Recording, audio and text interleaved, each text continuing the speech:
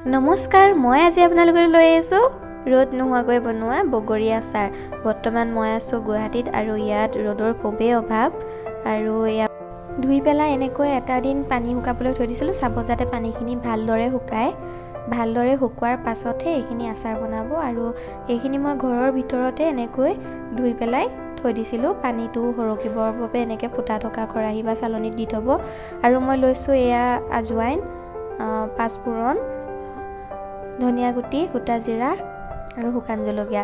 এইখিনি মই এতিয়া অকমান ফুটালৈকে ভাজি লম আৰু মছলাখিনি খুন্দনাত আধা খুন্দা কৰি লম। এতিয়া মই কেৰাহীখনত তেল এনেকৈ গৰম কৰিম।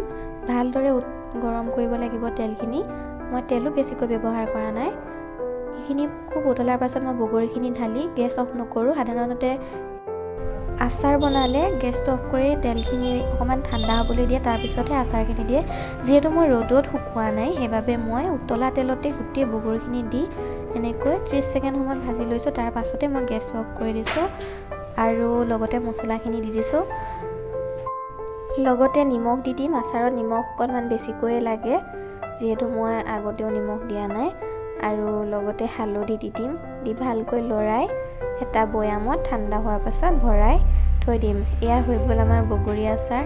আপোনালোকেও এনেকৈ বনাব পাৰে বগৰী আচাৰ, একেবাৰে বেয়া নহয়। মোৰ ভিডিঅ'টো যদি চাই ভাল পাইছে তেন্তে এটা লাইক আৰু কমেণ্ট কৰি দিব। ধন্যবাদ।